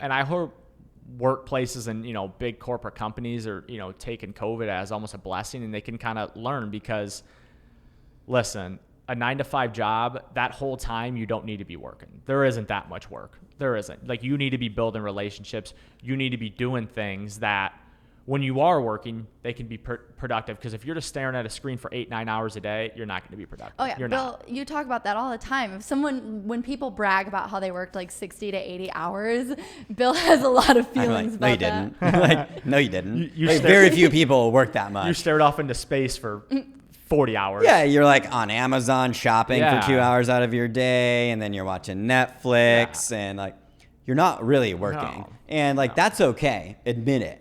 Like my dream is like, well, because you can also only do so much good deep work in a day. You only have so 100%. much brain power. 100%. So accept that. Like, it's pretty common knowledge if you go and study productivity and how we work our best, is if I get like 3 or 4 hours of deep work in a day, I'm thrilled. Yeah. And if I can do that early in the morning, then to me, I've now earned the right to have conversations with our team and to be able to talk about something random for 30 minutes. And I don't feel bad. I'm not anxious like, oh, I need to work. It says, I say, no, Bill, even though you have infinitely more to do, spend time with your people, spend time with your team, have relationships, because in that relationship building is, we come closer together, but that's when like really magical things can happen for businesses, and you get to like share this random idea or connect something because you were just talking about something random. And that's what we don't get with remote work. It's really hard like to get on a Zoom call and actually like have just a conversation. And this is something, especially if it's a meeting, like when you're in an office together, and most people are in a lot of meetings every day, and they're not working the entire day. They're in meetings and you're in meetings because it's relationships, and it's like, hey, like I haven't seen you all week. How's it going? What's new? Did you do that thing that you wanted to do with your brother or whatever it is? You catch up. I don't see that happening over Zoom calls or video calls. It's like, okay, it's 9 a.m. I'm going to click the link. I'm going to go into the call. okay, I guess I'll turn on my video. And then you're just like staring, and you're like, you have your phone to the side of your computer, like scrolling on Instagram, pretending you're paying attention. Yeah. And you miss the human part of it. You miss the relationship building part of it. And that's a big reason why people will get back in the office is like, people are just happier as well. Like I used to commute. Like I lived in downtown Detroit for a while, but I commuted outside of that. And I loved being able to commute because it gave me that alone time to process stuff. Just like you're saying, like everybody needs, ideally you should have like at least an hour to yourself. Least, bare minimum. With quiet time. And like just like when you were a kid and you had quiet time, as adults, we need to make that more popular. And especially as a parent. Yeah, especially to be as the best parent. Yeah, like I have such a hard time like even imagining how little time a lot of parents have, especially when you have like many working kids. From home, kids You're at home. There's no disconnection. One of my good friends, Dave Weber, who's really good friends with Chris Kaufman, they built a company together before StockX. He has a farm now, and he used to work in Detroit all the time, and he moved out, and he has a farm now with his family, and he works from one of his barns. He turned it into his office. It's the coolest thing It's ever. super cool. That sounds awesome. Yeah, it's awesome. He's got awesome. a wood stove burner. You get on a Zoom call with him, and you're like, "What are you in?" He looks like he's in his own little like bachelor pad thing. That's awesome though. The idea is that though he goes out to his office, and his family knows, oh, dad's at work. Don't go and bother him. He's working, because it's really hard. Like when you're working in the same house as each other, how do you define when is okay to talk to you and when is not okay, or especially as a child, when you have kids? when you can giggle. Yeah. I mean, like one of the most beautiful noises is like kids going, but like if you're trying to work and you hear a bunch of giggling and laughing and playing, unfortunately, I'm sure there are a lot of parents who go, "Shut up." Yeah. That's damaging. Yeah, and I've thought about this many times that if quarantine would have happened when all my brothers were still in like school before college and what my mom would have had to deal with, I don't know what would have happened. It would not have been good because we were a handful. We're a handful by ourselves, and I couldn't imagine 4 boys just wreaking havoc because for a while it's like, you didn't even have school. It wasn't even like online school. It was like optional, and it was like really weird what was going on. And it's like, we would have had a lot of free time, you know? So I couldn't imagine that. And that plays right into it. And it's like, it's the same thing. It's just, it's hard to define how to work. It's like some people hate that commute to work, but it kind of gets them ready for the workday. Like they know as soon as they walk in that building, like it's go time. But when you're just walking to your home office, you don't have to get dressed. You're wearing your pajamas to work, and it's like he doesn't really feel like work. And that's why I was talking to Chris Kaufman, and he was like, we have people that will get in their car, drive around the block, put their car in the garage, and then walk in their house. And it's like it kind of just gets them ready. It kind of gets them that feeling like they're going to work. And I laughed, and I was like, but whatever it works for people, if that gets you in the zone, do it. Go get it. Yep. And I'm not trying to bash anything, but along the lines of like the businesses who are doing well right now, maybe they're doing well because they're training their employees to do those things. That's really healthy, really important. And I don't know what Chris does, but it sounds like he's probably involved with a lot of people who do tech. He's their chief design officer. Right. So a lot of tech people have probably been working from home before the rest of the country was. Mm-hmm. And so they've been able to give time to learn healthy working from home habits that other cultures and communities haven't been able to learn yet to teach their employees. Yep. I wanted to put this into the universe as well, Zach. What are you and your brother working on? Yeah. So what we are just in the beginning stages of starting an LLC business. What we want to do is we want to work with companies that help them build a brand. With quarantine, you saw that if you aren't online, you don't exist. And we see a lot of companies that still lack that. And there's companies that are relatively successful that really don't know how to build a brand. They don't. So we want to work with companies that help them build a brand online and do that. And then I've talked about the podcast, which would be separate. And with that podcast, we kind of want to give them a more like, I don't want to say realistic view, but like all these entrepreneurs have podcasts and it's kind of, but they've already made it. So it's like they can talk from experience, which is great. You can use that. But we kind of want to take it as a way of, we're kind of giving you from the ground floor of the entrepreneur. We're going to give you our success, failures as they're happening. You know, we want to show you that, you know, when we do build this empire, we were doing it from day one, like what we messed up, what went well, we want to do that. You know, it is also make people aware of the things that are kind of going on. And that I'm kind of piggybacking off what like Rich Dad, Poor Dad does, and kind of how he's like a, you know, almost a financial teacher for people, because I think that really, really lacks in this world. And once again, COVID exposed the financial intelligence of people of, you know, this huge, massive wealth gap that happened with quarantine. Because rich people got richer. Yeah. You know, rich people didn't get poor during now. You know, look at Jeff Bezos. Amazon blew up. You know, all rich people got richer during this time. And I think not enough people are aware of how to do that and how to make money work for you, which I mentioned earlier. And we want to make that more aware to people. And I think that'll only help people. And it's, once again, I mean, this information is available. You just got to go seek it. And not everybody wants to, because, you know, I have friends that I've told them some things that I think would help them, and they just like kind of shrug it off, like, Yeah. And it's like, okay, like everybody's different. Everybody has a different preference, Yeah. but it's like for me, you know, I didn't want to live that life. And it's just, you stop so much short if you don't like seek this knowledge. And it's like financial intelligence is everything. Like recessions are going to happen. Depressions are going to happen. Bad things are going to happen. So why not put yourself in the best position to do that? And, you know, me and my brother want to talk about that. And he's a designer, right? No. So my brother's getting a marketing degree. Okay. He's got one more semester left in college, and he plays hockey as well. Hopefully he'll get a professional contract with hockey too. So we kind of have that story built with us. It'll be really cool to document you and your brother growing up together from like here to your future. People are going to love that. And then you're going to be able to look back on that and be like, man, remember that 10 years ago blew by. Look at what we were doing.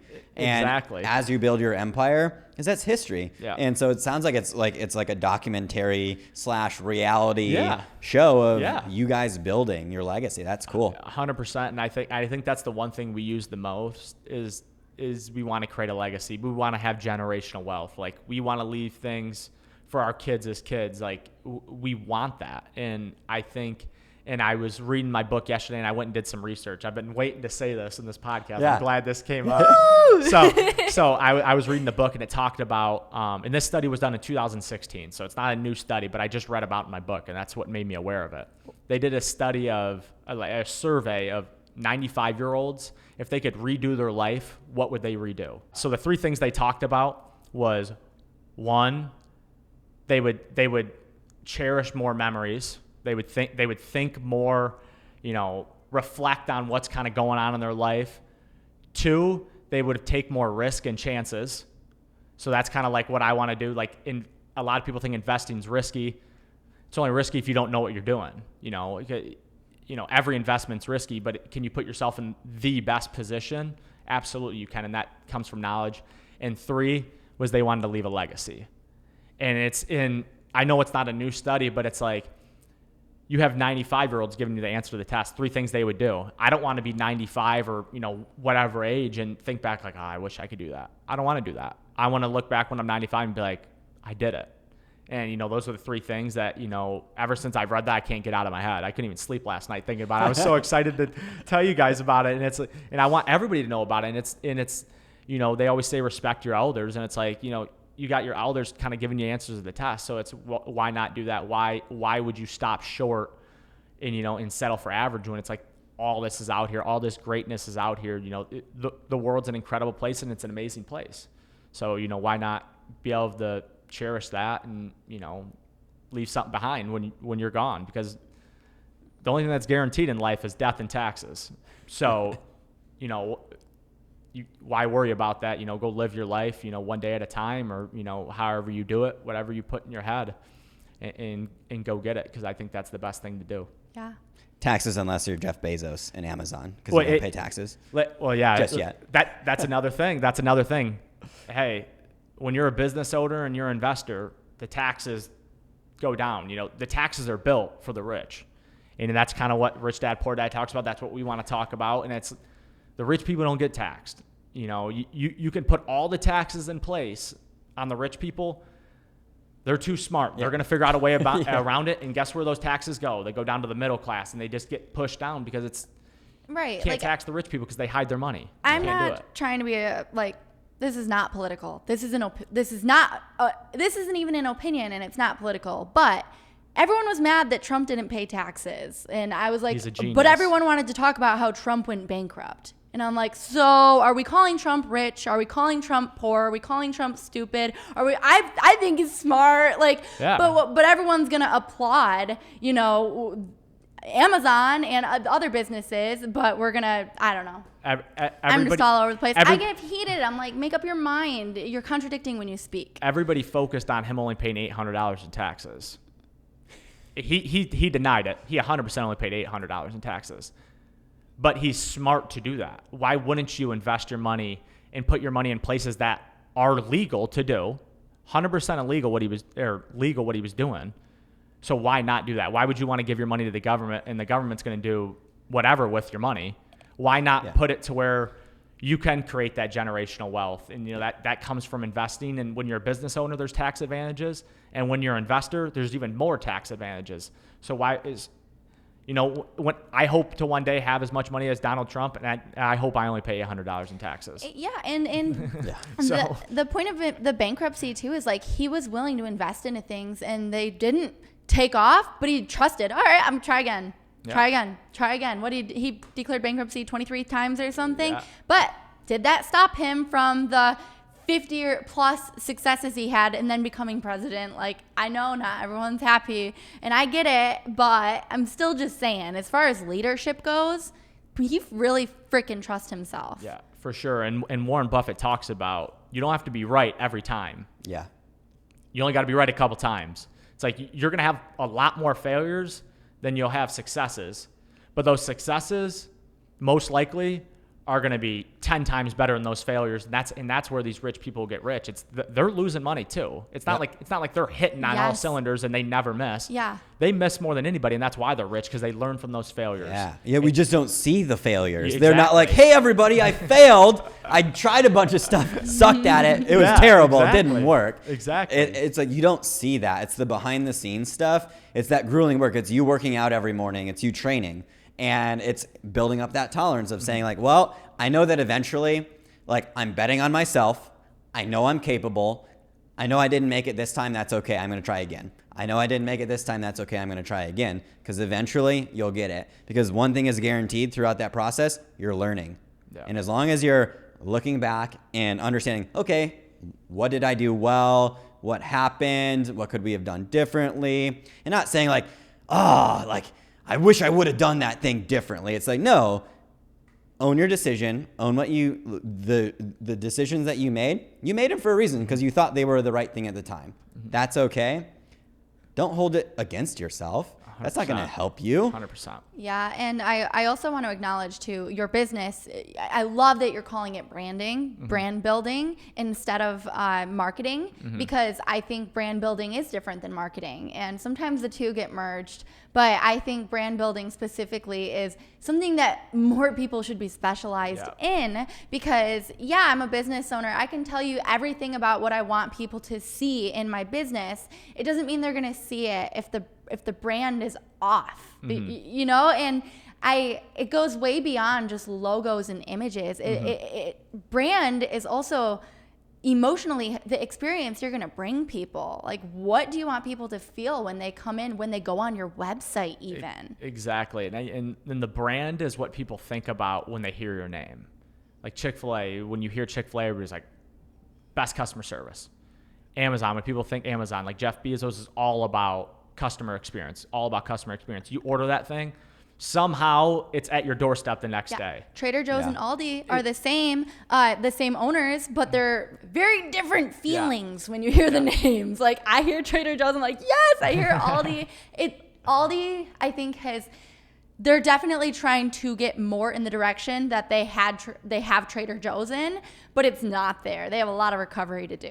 And what we want to do with the brand is everybody's on social media now, but not everybody uses the social media right. So we want to show these companies and give them, learn about their companies, help build their company up, and show them every time you post, you gain and lose followers every time. So what content can you put out that's going to reduce the amount of people following or unfollowing you and increase the amount of people following you? And every post should have a goal in mind. You shouldn't just be posting just to be out there. And I get it, the social media platforms reward people who post and post and post. That's true. But you got to be posting the right content. And that's the one thing we want to help, these companies that, we're going to work with and are working with, because you're always going towards your smallest viable audience. Yeah. You don't want to go to this broad, category because it's not going to work. You want to find the smallest viable audience to go at, because once you can attract them, they're the best marketers in the world, because they're going to tell their family and friends like, yo, you got to get on this. 100%. And then your family and friends are going to fall in love. And then they're going to tell people, and that's the best marketing. Yeah. Word of mouth is the best marketing, because if I have trust in you two and you tell me to do something, probably going to do it. Yeah. You know what I'm saying? And so that's what we want to build, and that's what we want to show them. And then, once you can kind of build up that smallest viable audience and it grows and grows and grows, then people feel like, I feel like I'm missing something. I feel like I'm missing out.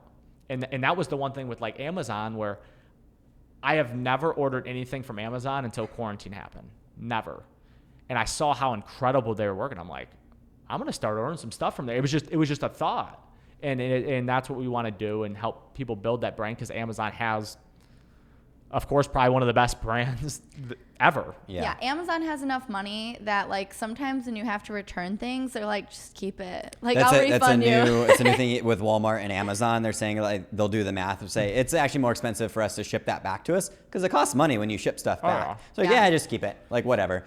But what you said about social media and like posting things, not just posting things just to post them, very few people really think about that stuff. They think, well, who is our audience? Why are we posting this? Who do we want our audience to be? And how is it that we create content that they want? Mm-hmm. And most people miss that. They're just self-promoting. They're just saying, hey, we're a new business. Pay us. Give us your money. Give us your money. No, that's not what people want anymore. Mm-hmm. And it's also really hard to build an audience, that which is not defined. Yeah. It's like, anybody's our customer. No, untrue. Amazon, people who read books were their original customers. Mm-hmm. They used to only sell books. Mm-hmm. That's what they started. And then they realized, we got pretty good at like this delivery thing. We see the power of the internet coming up. We could start to supply other things. I don't know what they grew to after books, but they just kept growing little by little, and they expanded their audience. And so it's cool to be able to do that. Amazon's going to take over the world. They're getting there. I mean, they're this with their, artificial intelligence and all this stuff they got going on. Jeff Bezos got, Blue Origin, with the space, and, Elon Musk is doing the same thing. I mean, both of them are just incredible people. Like, if you don't know who they are, you need to. And if you're not trying to be like them, I don't know. I mean, shoot for the stars. I mean, those people are going to be remembered forever. The older generations had, Henry Ford to look after, and it's like, we got Elon Musk, Jeff Bezos. Like, those are the people. Bill Gates has, been around, but, he's still beyond prevalent, in this day and age. And it's for someone who's been around as long as he has, and it's Microsoft keeps improving, keeps growing. They keep getting better and better. And it's like Amazon's doing the same thing. I feel like every day they're doing something more and more and more, and they're growing. And I remember reading an article about Jeff Bezos is every decision he makes at work every day is for 3 years from now. Yeah. Were you telling me that he doesn't even like meetings? Amazon has a lot of amazing practices to like do their best work. Like, even before they launch new products, they'll write press releases for it. And it's just like a way of thinking about it. Like, because they're focusing on the customer before they even start building something. And they're saying like, this is our vision of the better world that we're creating 3 years from now. Write the press release, because that's the outcome. Because it's really easy to get stuck in the weeds of like, we could do this thing or we could do that thing. But if you already know what you're building and why you're building it, it makes things a lot easier. You have to put it into the universe too, to make sure there's a market for it. Like, you talk about being ahead of times, like the array. Yeah. And, it's not your fault that like things weren't where they could have been for the array. But when you're thinking too far ahead of time, sometimes like, you know, the world's best scientists, they don't get acknowledged sometimes till they're dead.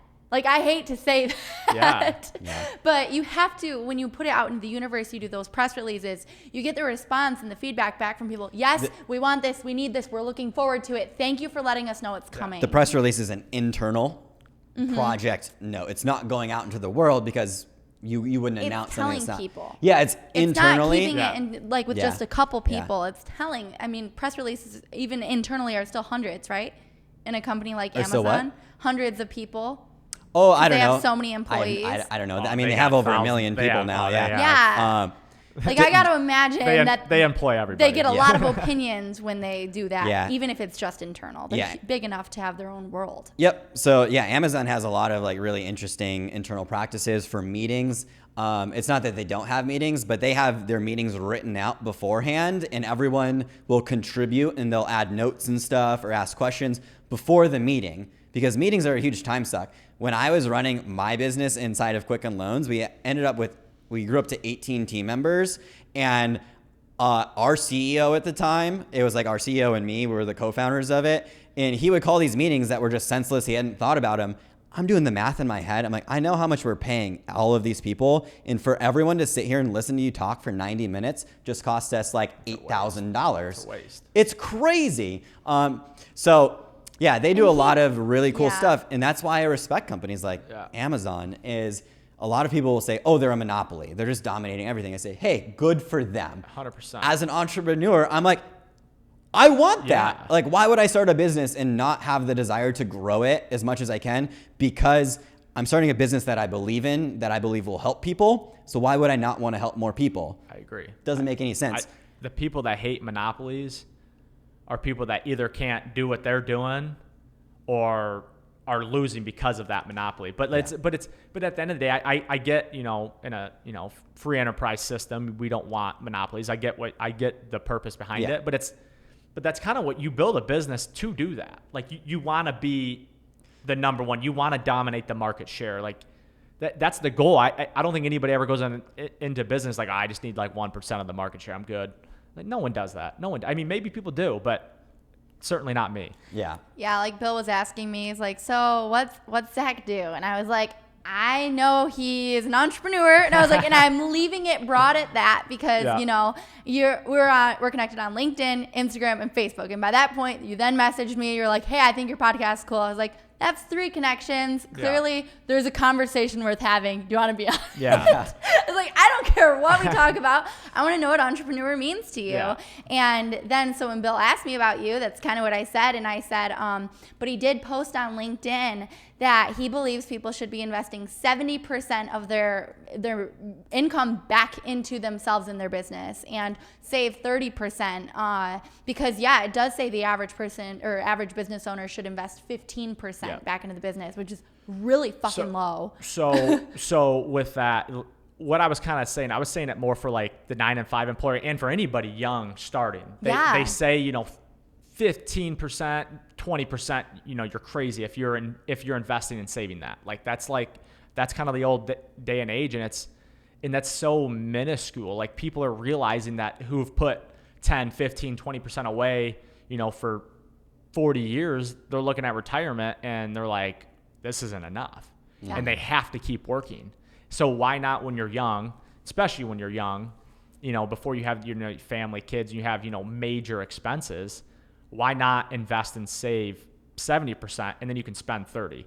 I probably invest and save 85, 90%, honestly. Yeah. Like I'm someone who can spend thousands of dollars on an investment and it's nothing.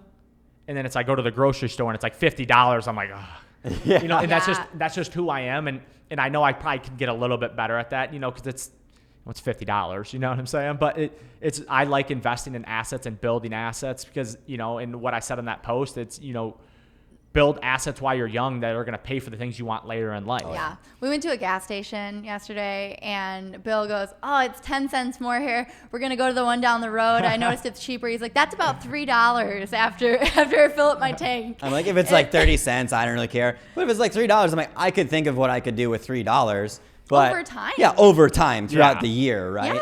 Yeah. So it's like understanding the long-term impact of that, because like to me, that's $3 that I couldn't invest into my business. Right. And that's how I see it. It's not like, oh, it's $3 for me to go buy some random Yeah. stupid thing I don't care So about. That's 10 how I cents a see it. gallon saves you $3, but if you're filling your gas up like 2 times a month, that can end up being like what, almost $72? Yeah. I don't know the math Yeah. on that one, but it stacks up. Yeah. Yeah. And it's kind of like, it's the same thing of compounding interest of your investments as well, is like, I'm in the same boat as you. I believe more people, especially when we're young, should be investing a majority of your money and a majority of your time into who you want to be in the future. And that does take some forethought into thinking ahead of like, okay, well, where am I going to be 5 years from now or 15 years from now? Or what do I want for my life? And I've always had like this vague idea. Like I know that as a result of my habits and as a result of my daily practices, that I'll get to where I want to go. So I'm like, okay, I don't need to think too crazy deep about that, because then I might just get scared of it. Yeah. And it's too much. It's Or too attached. yeah, And or too attached not to that. flexible and then when enough. you fail at something, you're like, oh no, I Yeah. had all this pressure on Yeah. me. As we were just talking about Amazon, and I'm thinking about, do you remember the Fire Phone? Do you remember the Fire Phone? No. Okay, so you had Must have like been before my time. maybe. We're 23. No, it was totally a thing. So you had the iPhone, you had Blackberries, then you had the iPhone, and then like Androids, Fire phone. and then there was the Amazon Fire Phone. This was a huge miss by Amazon. Billions of dollars that they spent on this because they wanted to try to compete. They had the money to do it. They were like, okay, we think it's worth giving it a shot. And like, if they didn't do that, they would have always wondered what would have happened. And they may very well try at it again, but they just realized like, should. hey, we tried. We really tried. It just wasn't for us. That's okay. They cut their losses. You have the idea of sunk cost because okay, maybe it cost them $3 billion. I don't know the exact number. They're like, okay, well, we could have either invested $3 billion and not made a profit, or we could keep trying it and keep pouring in billions and billions and millions, and it still not work. Okay, what's your decision there? I would probably just focus on the stuff that's working for them instead of continuing to waste the money. Amazon should try to do that again. They should Yeah. try to do it. I think they're taking the world by storm. It might be a good try now. Rival Apple. Apple's doing an electric car now and all this, and Apple's getting into some new spaces. So, Amazon should go for it. I mean, they got my stamp of approval. There you Wow. go. If that matters to them, I Yeah, know we'll it send doesn't. this. We'll send this to Jeff. Yeah. And I do know that you were thinking about it now more from a personal perspective for saving 70%. But I told Bill, there's this life coach. Life coaches try to sell to each other. So that, I don't think that's super cool, but it's okay. It's just part of the industry. Coaches try to sell to other coaches sometimes. And there's this guy named Tanner, and something that made him really different and unique was that, one, I saw about his free help from a video, and I watched his video, and then it's like, click here, you'll get 5 more free educational videos teaching you how to start your own coaching course. And then I think it even said like each video is under 10 minutes. And I was like, well, why not? That's 50 minutes of content. I could learn a ton in an hour from him. And the first video, I told Bill, it was weird. He's like, hey, this is proof that my coaching business is actually working. This is how much I've made this year. And it showed he made like over 20 million, but he invested 15 million of that back into his business. So it said wow. 15 million in expenses, and he the net profit was only 75% of it. Yeah, his net profit was 5 million. And he was talking about how his net profit was only 5 million, and he's like, so if you have something bad to say about me making 20 million but only net profiting 5 million, you're wrong. Yeah. Like, I'm very happy I made 5 million. Yeah, and a 25% profit margin is healthy. So that's Yeah. good. And so I agree. I think about that too, though, because, we make videos for businesses and for people who are building their personal brands. But to the point of, you can't grow if you're not willing to also grow and invest into yourself. I think that's the biggest thing with being an entrepreneur. You have to invest in yourself. You have to invest in assets. You have to invest in, courses and coaches, and you have to. Like, everything in life is knowledge. Like, it's all off knowledge, and whoever has the most knowledge is probably the richest. Jeff Bezos and Elon Musk are doing pretty well, and they have a lot of knowledge, and they've bet on themselves multiple times, and they take a lot of their profits and invest it back into the business. They could make a lot more money if they wanted to. They could. And, they put a lot back into the business, which I think is right, because investing in your business is only going to make you more money in the end. It's going to allow you to, do more research, hire more people. And when you're hiring more people, you're helping people, you're helping the world grow, you're helping the world economy, because when people have jobs, they're out spending. But my biggest thing is I just want people to, when they get to retirement, not be like, why I got to keep working. Mm-hmm. I want them when they get to, if they get to that age and they want to keep working, it's because they want to. It's not because they physically have to. Yeah. And I just wish more people knew that. And I wish people would stop saying to only save and invest 15, 20%, because it's just not how the world works. Yeah. It's not. Yeah. I have a question to kind of wrap things up here. So we just started 2021. And you and your brother are working together and pursuing your vision of your dream life. Mm-hmm. And what's this year look like for you? If you could manifest this year and like fast forward to the end of it and you're like, damn, this was successful. What's it look like? I think it could go a couple different ways. And I think that's the thing that kind of makes me a little anxious about our business, because I am still playing baseball.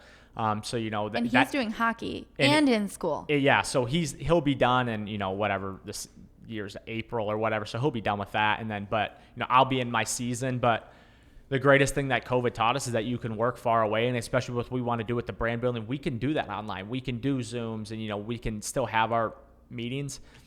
I think if this year goes perfect, hopefully we're making, good money within our business and be able to start in real estate. I think that's me and my brother's dream, is to get into real estate. We want to be investors. I want to build a business, but I don't think that's where my heart is in the, being a business owner. I think it's in investing, seeking investments and doing it that way because of all the tax advantages and because of, investing. My money is fun to me. That's why I can invest 85, 90%. And that's my fun. Yeah. Where people, if they were investing 85, 90%, they'd be going crazy because they have habits that they want to spend. Where it's me, it's like, I'd rather save here and invest and build my assets than buy these cool shoes.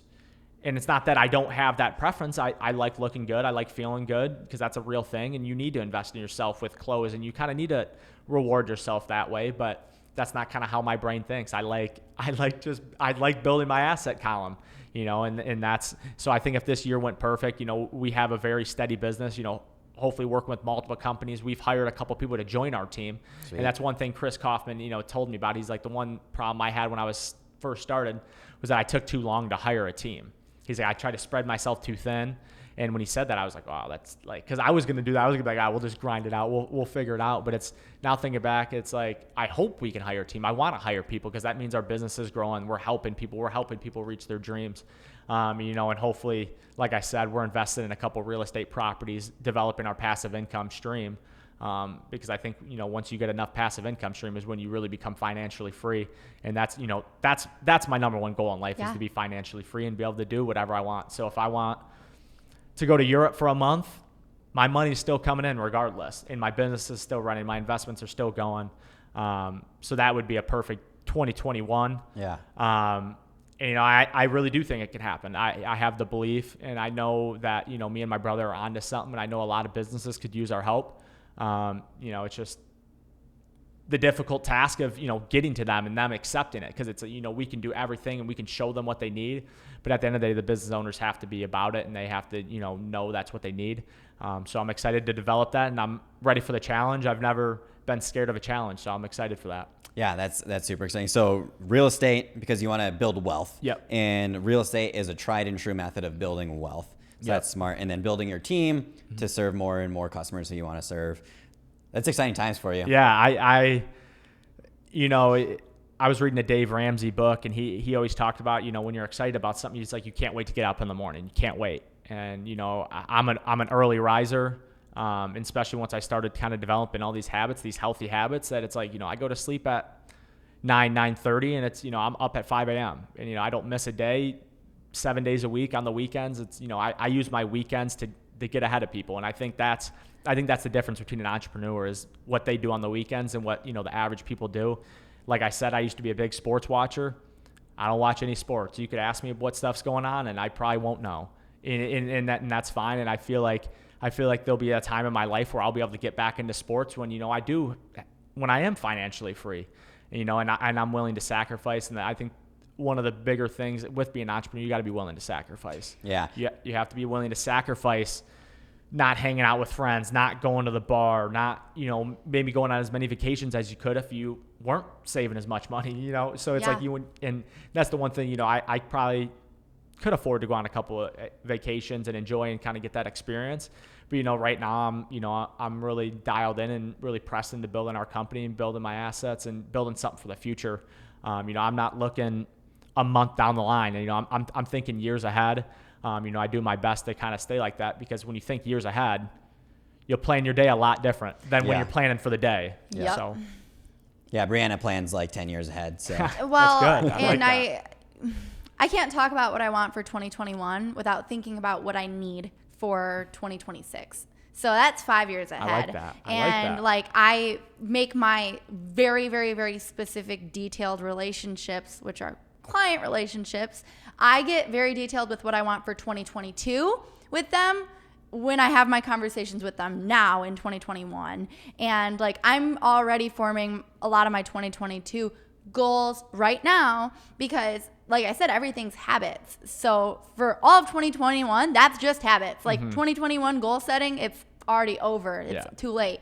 But habit forming in 2021 gets me to where I want to be in 2022 and then in 2026, and hopefully for life. Everything's for life for me. Yeah. But I also want to be flexible. And at one point when I saw everything in a 10, 20 year mindset, I was like I said, getting attached to what I thought things needed to be like, and anything in my way, I'm like, move.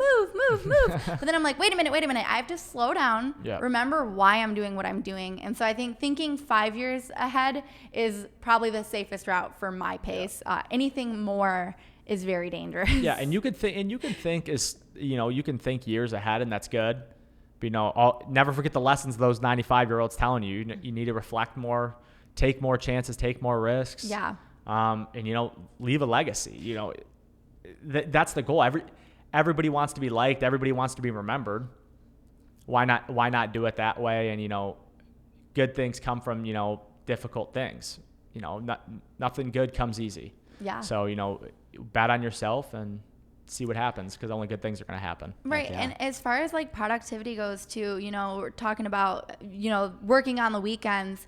I don't necessarily view it difference between weekday and weekend. I function best in the mornings. So I just think, why wouldn't 100%. I work most of my work in the mornings, and then if I need the afternoons to, have fun, relax, and eat, right? All those different things. I feel best doing that in the afternoon, and I feel best working in the morning. So it's not about, okay, it's 8 to 12 and then I take a lunch break, and then from 1 to 5 I do other things. No, I'm trying to get better at, maybe I just need to work from 6 to 12 6 days a week and spend anything after 12 doing my normal life. Yeah. And I think that's a really good perspective. And I think a lot of entrepreneurs you need to work 16-hour days, which you might have to. There's no problem in it, and I have no problem doing that. But for me, I know myself. I work the best in the mornings, and that's why I get up early. So it's if I can work really, really productive and hard for 5-6 hours, then it's I know in the afternoon that you slow down, because everybody does. Yeah. It's a fact, and push through for a little bit more. But at some point, which I'm trying to get better at, is, eventually you hit a roadblock and you need to walk away. You need to, take a break.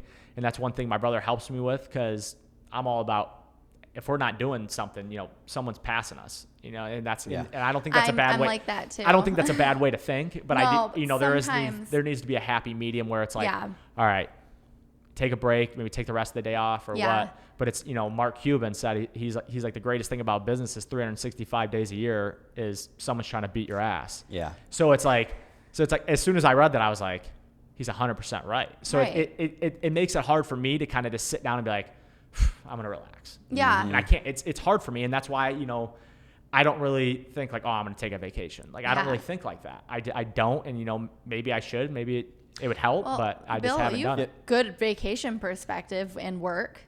Yeah, I think you have to give yourself permission. I have to give myself permission to say, okay, it's okay to not work right now. It's okay to take that day off. And because like I would always feel guilty about it. And sometimes I still feel guilty about it. You're like, like I could be doing something, but it's really important for our minds to rest. And it's really important for us to go and like experience other cultures or to go on a hike or to go on a walk because love like, taking walks. Yeah, it's so healthy. Walks. And I'm like, hey, I'm going on a walk. Technically, my mind's still working. Like, I'm not doing my traditional work, whether it's like making videos or being on my computer or whatever that is, but it's taking time to invest into myself and say, you know what?